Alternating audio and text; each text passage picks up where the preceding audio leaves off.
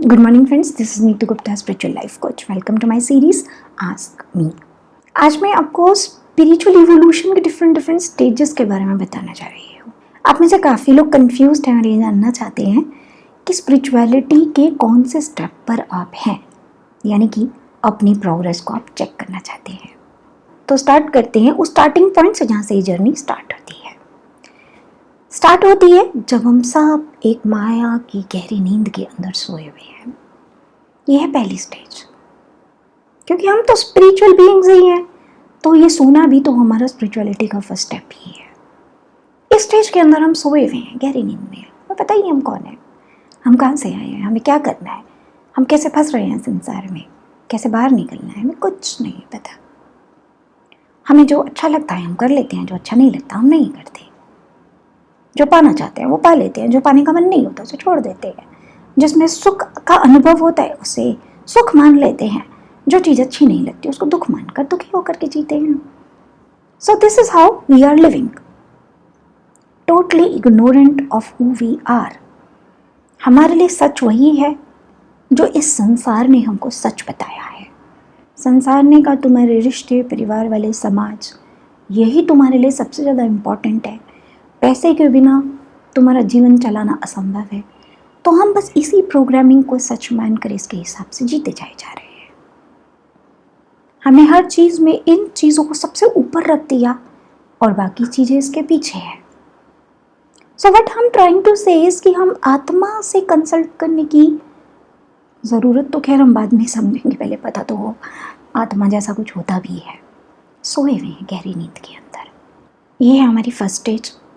देखिए, स्पिरिचुअलिटी की जो भी स्टेज है ना, वो सब स्टेजेस अच्छी हैं। ऐसा आप मत समझिएगा कि अरे अभी तो मैं यहीं पर ही हूँ, पता नहीं अभी आगे कितना और जाना है, मेरा तो कुछ हुआ ही नहीं।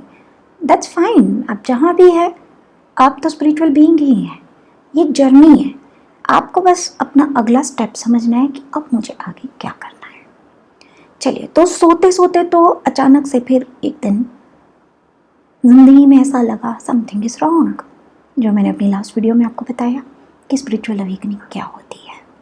सेकेंड स्टेज आती है आपकी स्पिरिचुअल अवेकनिंग की, जब आपको जो बताया गया है उसमें कुछ झूठ सा लगने लग जाता है और आपको लगता है कुछ और सच्चाई होगी। सिर्फ इतना तो नहीं हो सकता, और आप जब इस उधेड़ बुन के अंदर आप उलझ जाते हैं तो आप अपने सच की खोज करने निकल जाते हैं, जिसको हम स्पिरिचुअल अवेकनिंग कहते हैं। ये होता है सेकेंड स्टेप, जब आपको ये यकीन आ जाता है कि there is something which you need to understand, और in other words whatever you are told till now is not completely true. Correct? यहाँ से इतना काम हो गया, आपको पता भी चल गया कुछ गड़बड़ हो रही है। अब आपने अपने सच को ढूंढना स्टार्ट कर दिया। ये है आपकी नेक्स्ट स्टेज। कुछ लोग ऐसे भी होते हैं जो जिन्हें लगता तो रहता है कुछ गड़बड़ है, पर करते कुछ नहीं है उसके लिए, तो वो अपनी नेक्स्ट स्टेज पर जाते नहीं है, वो इसी पर रह जाते हैं। पर जिनको लगता है नहीं मुझे अपनी जिंदगी में चीजें ठीक करनी है, I want to know the truth, वो जाते हैं सच को ढूंढने। फिर जब वो सच को ढूंढने जाते हैं, वो इधर उधर से कहीं से भी ज्ञान बटोरना चाहते हैं। अब नॉलेज है नहीं उनको, लेकिन ज्ञान बटोरने की उनके अंदर एक भूख तो जागी चुकी है। सही गलत जैसा भी ज्ञान उनको मिल रहा है वो लिए जा रहे हैं। बुक्स पढ़ रहे हैं, यूट्यूब पर जा रहे हैं, स्पिरिचुअल टॉक सुन रहे हैं, या और भी किसी भी तरीके से उन तक नॉलेज अगर पहुंच रही है तो वो उसको अपने अंदर इकट्ठा किए जा रहे हैं। ये है इसकी नेक्स्ट स्टेज कि आपके पास नॉलेज आ गई। अब नॉलेज सही है गलत है ये अगली स्टेज बताएगी आपकी। अगर तो आपने इस नॉलेज के ऊपर बैठकर मेडिटेट किया, इसको फिल्टर किया, फिल्टर होता है हमारे लॉजिक से, अपनी तर्क वितर्क शक्ति से जब आप वो उसके अंदर डालते हैं। एक तो होता है किसी ने बताया, आपने ब्लाइंडली एक्सेप्ट कर लिया, दैट मीन्स ये फिल्टर नॉलेज नहीं है आपके पास, इसमें फिल्ट्रेशन की ज़रूरत है। एक होता है आपने अपने तर्क वितर्क को इस्तेमाल किया, अपने लॉजिक्स लगाए, आत्मा की भी थोड़ी बहुत सुनी, which is possible only through meditation, तो ये नॉलेज आपकी थोड़ी प्यूरिफाई हो जाती है। एक होता है आपने नॉलेज को अनुभव कर डाला, तो नॉलेज आपकी और रिफाइन हो जाती है। तो ये नॉलेज की भी अलग अलग स्टेजेस होती हैं। ये ज्ञान एक्चुअली इतना सारा ज्ञान है ना, इसको किसी एक, वो कहते हैं ना, गागर में सागर नहीं समझ सकता। बस वही वाली एक पहेली हो जाती है। तो इतनी सारी चीज़ें आपको 10 मिनट की वीडियो के 10 घंटे की वीडियो में भी मैं नहीं समझा सकती, और सब एक दूसरे से इंटरकनेक्टेड है। तो चलिए जितना जितना समझ आ रहा है उतना उतना समझ लेते हैं। तो क्या होगा, एक तो सेटिस्फाई हो गया, उसने कहा अरे क्या फिल्ट्रेशन वो कह रहे हैं ना, ठीक ही होगा। और जैसा था एज इट इज आपने अपने पास रखकर आपने सोच लिया मुझे खजाना मिल गया। हो सकता है आपके पास ज्ञान नहीं, अज्ञान हो जिसे आप ज्ञान समझकर चले जा रहे हैं। तो आप ज़्यादा दूर नहीं जा पाएंगे, क्योंकि अज्ञान तो फंसाएगा आगे जाकर आपको लौट कर यहीं आना पड़ेगा और यहाँ से दोबारा स्टार्ट करना पड़ेगा। दूसरे हैं जिन्होंने लॉजिक्स लगाया, अपनी तर्क वितर्क की शक्ति का इस्तेमाल किया, नॉलेज को प्यूरिफाई किया, और प्यूरिफाई करते करते एक स्टेज पर उनको सेल्फ रियलाइजेशन हो जाता है। उनको इस बात का यकीन हो जाता है कि what they know is true. वो सच में एक आत्मा है, उनके अंदर कुछ ऐसे गुण हैं जो यूनिक हैं अपने आप में, जो अब तक संसार ने उनको बताया है, उसके अलावा उनकी कोई और रियलिटी है। ये एक आभास गहराई में उतर जाता है। तो ये होती है आपकी नेक्स्ट स्टेज, सेल्फ रियलाइजेशन। अब जब आप इस स्टेज पर भी पहुंच गए, यानी आपको यकीन तो आ चुका, अभी आपको और पूछने की ज़रूरत नहीं है किसी से कि भाई आत्मा होती है कि नहीं होती, ये सब जो बता रहे हैं सच्ची भी बात है या यूं ही बस कोई भी कुछ भी बोल देता है। Means you are somewhere sure, होता है। अब होता है तो अब इस होने का आप क्या करते हैं, फिर से वही स्टेज आ जाती है, आगे कुछ करेंगे या यहीं रुक जाएंगे? क्योंकि अब इसके आगे जो करने वाला काम है वो तो है ट्रांसफॉर्मेशन, यानी जो ज्ञान आपने पाया, जो एहसास आपने पाया, अब वो बनो। तभी तो फायदा है ना उस ज्ञान का।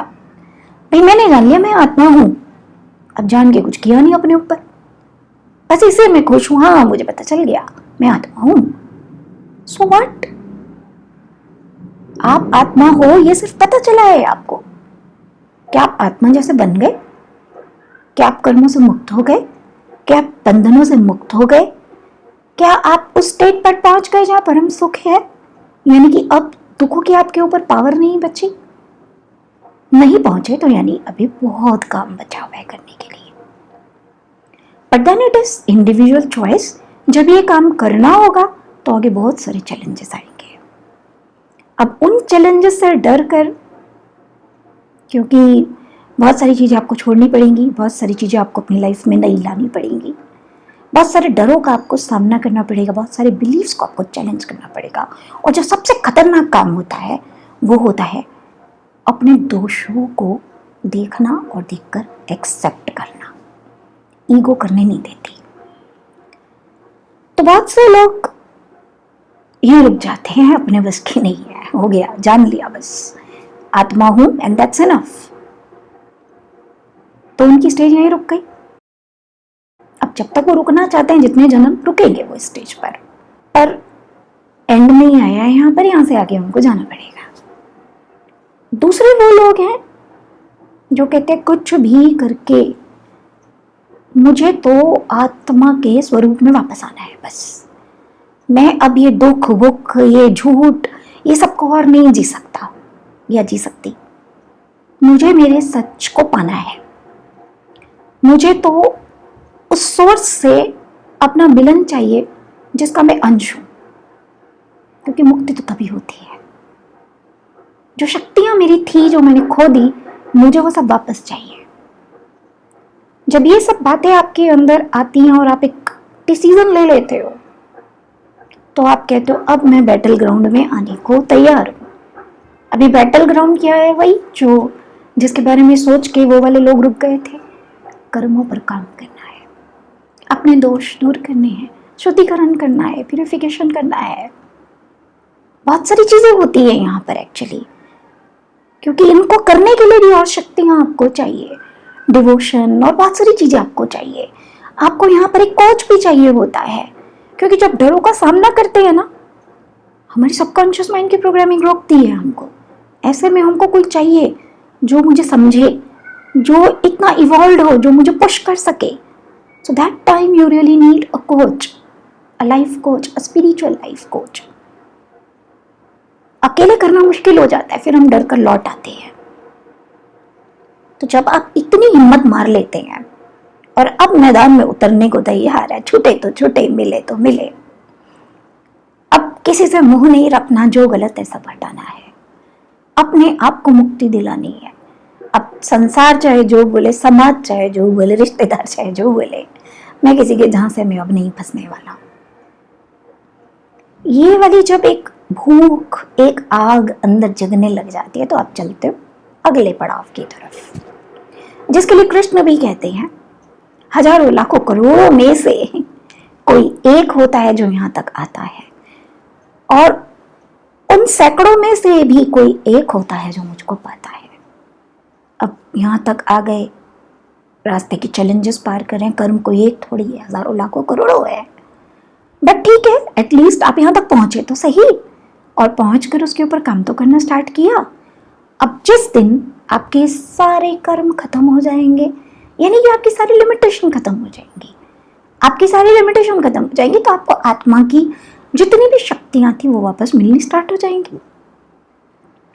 जब भी आपको वापस मिलनी स्टार्ट हो जाएंगी, तो आप धीरे धीरे धीरे धीरे कृष्ण बनने स्टार्ट हो जाएंगे. जब आप पूर्ण रूप से स्वतंत्र हो जाएंगे, इमोशनल लेवल पर, मेंटल लेवल पर, सोशल लेवल पर, फाइनेंशियल लेवल पर, स्पिरिचुअल लेवल पर, फिजिकल लेवल पर, हर लेवल पर किसी चीज में आपको बांधने की जब क्षमता नहीं बचेगी, डिजायर्स वगैरह सब आपके अंदर अपने आप ही सिमट जाएंगे. अब कुछ है तो भी ठीक है, नहीं है तो भी ठीक है. अच्छा, ये जो स्टेज है ना, ये स्टार्टिंग में भी आ सकती है. स्टार्टिंग में यानी कि जब आपको ताज़ा ताज़ा ज्ञान मिला थोड़ा सा, और आपको लगता है इसके आगे तो मैं कुछ नहीं कर पाऊंगा, तो आप अपने आप को समझा लेते हो, ठीक है बस हो गया, मैं संतुष्ट हूँ जैसा है. इस संतुष्टि में और उस संतुष्टि में जमीन आसमान का फर्क है. यहां आपके पास शक्तियां कोई नहीं है, आपके पैरों में अभी भी बेड़ियां पड़ी हुई हैं, इमोशनल अटैचमेंट्स की, कर्मों की, मेंटल लेवल की, सबकॉन्शियस माइंड की, बिलीव्स की, बहुत सारी चीज़ों की बेड़ियां पड़ी हुई हैं. आपने सिर्फ अपने आप को तकलीफ से बचाने के लिए भ्रम दे दिया है कि मुझे मिल गया सब कुछ और मैं संतुष्ट हूँ, मैं खुश हूँ, मेरे अंदर सवाल खत्म हो गए. ये सिर्फ एक भ्रम है. जो मैं आगे के स्टेज वाले बंदे की बात कर रही हूँ, वो भ्रम में नहीं है, वो सहारा पार करके आ चुका, उसको मालूम है, वो सब छोड़ चुका है. छोड़ने के बाद वो ये कह रहा है, उसके पास वो शक्तियां आ चुकी हैं, जो उसने छोड़ा है वो उसे दोबारा बना सकता है. मुझे बिल गेट्स की एक बात बहुत अच्छी लगती है. एक जगह उन्होंने एक स्टेटमेंट दी कि मैंने ये सब जो बनाया है, मुझे पता है मैं इसको आज खत्म कर दूंगा, 4 दिन में फिर खड़ा कर दूंगा. हालांकि उन्होंने मटेरियल कॉन्टेक्स्ट में ये बात बोली, मैं तो स्पिरिचुअल में समझ रही हूँ. उस दिन से मेरे अंदर एक उधेड़-बुन चल रही है, कुछ ऐसा होना चाहिए कि ये मैं सब खत्म करके वापस से क्रिएट कर सकूं. ये आत्मा की ही शक्ति होती है कि आप सब खत्म करके वापस से बना सकते हो. जिस दिन ये शक्तियां हमारे अंदर डेवलप हो जाएंगी, उस दिन हमारा मिलन होने लग जाएगा भगवान से, क्योंकि अब हम अपनी फॉर्म में वापस आ गए. और ये तभी पॉसिबल होगा जब हमारे अंदर के दोष खत्म होंगे, शुद्धि हो जाएगी जब पूरी तरीके से. तो दैट्स द लास्ट स्टेज. बीच के सारे पड़ाव मैंने आपको अपनी भाषा में बहुत सिंपल करके समझा दिए. अब आप खुद चेक कीजिए आप कौन सी स्टेज पर हैं. फिर भी मैं आपको बता रही हूँ, बहुत बार आपको ऐसा लगेगा मैंने पा लिया सब कुछ, पर जिसे मैं पाना कहती हूँ वो तो वही होता है जब आत्मा की शक्तियाँ आपको वापस मिल गई, जब आत्मा अब किसी किस्म के दुख में नहीं है, कोई डर नहीं है आत्मा के अंदर, मुक्त है, पूरे तरीके से मुक्त है. दुनिया में अब जो भी हो ना हो, आत्मा फ्री है, कोई चीज उसे अफेक्ट नहीं कर पाती. मैं उसको मानती हूँ लिबरेट होना. जिस दिन इस जगह पर पहुंच जाओगे तब हम कह सकते हैं हाँ मैंने अपनी जर्नी को कंप्लीट कर दिया। तो जहाँ भी आप हैं चलते जाइए, चलते जाइए, लंबा सफ़र है ये। अगर आप हबड़ तबड़ में आ जाएंगे, फटाफट हो जाए, अभी इसी साल में ख़त्म करना है, 2 साल में, 4 साल में, नहीं होगा, नहीं होगा। वक्त लगता है, बहुत कर्म है, बहुत सारे। इस सफ़र को एंजॉय कीजिए। मैंने तो यही जाना है, इतने सालों से मैं भी ये सफ़र कर रही हूँ। कर्म, एक एक कर्म खत्म होने में कई कई साल ले लेता है। अगर ऐसे में हम इम्पेशेंट हो जाएंगे तो सफ़र करना ही मुश्किल हो जाता है। तो यही भगवान हमको समझाने की कोशिश कर रहे हैं कि एंजॉय योर जर्नी। हर पल में तुम कुछ सीखोगे, हर पल में तुम थोड़ा सा इवॉल्व होगे। तो सीखने पर, इवॉल्व होने पर ध्यान लगाओ अपना। ये मत सोचो कि ख़त्म क्यों नहीं हो रहा, निपटाओ मत। मतलब सरल भाषा में बोले तो निपटाना नहीं है हमें किसी काम को, पर आलसी बनकर रुक भी नहीं जाना, चलते जाना है, प्रोग्रेस करती जानी है। भले ही थोड़ा स्लो चल लो, पर चलते जाओ, रुको मत। ये मत सोचो बस हो गया। आई एम टेलिंग यू, एक ना एक दिन तो आपको अपने डरों का भी सामना करना पड़ेगा, अपने बिलीफ्स का भी करना पड़ेगा, अपने दोषों का भी सामना करना पड़ेगा। जब तक भागना है भाग लो, एक दिन तो ऐसा आएगा, क्योंकि ये वाला पड़ाव पार करने के बाद ही आप वहां पहुंचोगे जिसको मैं लिबरेशन का नाम देती हूँ। ये वाले पड़ाव अगर पार नहीं किए और बीच में इनसे घबरा कर कह दिया हो गया बस, पा लिया मैंने सब कुछ, तो एक भ्रम है, एक किस्म का, माया ही है। माया का ही दूसरा रूप है। तो चलिए चेक कीजिए अपने अपने स्टेप्स को, कौन से स्टेप पर आप हैं, और उसके बाद आगे आपको क्या करना है। बाकी मैंने आपको बता ही दी है। सफ़र लंबा है, तरह तरह के चैलेंज आते हैं, तो एक गाइड की ज़रूरत तो आपको पड़ती ही पड़ती है। उम्मीद है ये नॉलेज आपके काम आएगी, और जिस भी स्टेप पर आप हैं, आप यहाँ से अब अपने अगले स्टेप को समझ कर उस पर चलना स्टार्ट करेंगे। इससे रिलेटेड अगर आपके और भी कोई सवाल है तो आप मुझे कमेंट कर सकते हैं। I always welcome your comments and always read all your comments. और जिनका जवाब देना पॉसिबल होता है वो मैं देती भी हूँ। आप कभी ऐसा मत समझिएगा कि मैम ने उनका जवाब दे दिया, मेरा नहीं दिया। हर सवाल का जवाब देना पॉसिबल नहीं हो पाता, क्योंकि कुछ स्टेटमेंट्स ऐसी होती हैं जिन्हें हाँ या ना में या 2-4 लाइनों में कह के ख़त्म नहीं किया जा सकता। उसके पीछे बहुत सारी चीज़ों को और समझने की ज़रूरत होती है। तो यूजुअली इस किस्म के जब क्वेश्चन आते हैं तो मैं उनका जवाब ना देकर उस पर वीडियो बना देती हूँ। छोटा मोटा कोई आपका सवाल होता है तो मैं वहीं आपको जवाब दे देती हूँ। तो चलिए साथ में जुड़े रहिए। चैनल पर नए हैं तो सब्सक्राइब कर लीजिए, ऐसी नॉलेज तो मैं बांटती रहती हूँ। कोई और सवाल है तो कमेंट कर दीजिए। नेक्स्ट टाइम किसी और अच्छे से टॉपिक पर डिस्कशन करेंगे। तब तक के लिए take care, bye bye, stay blessed.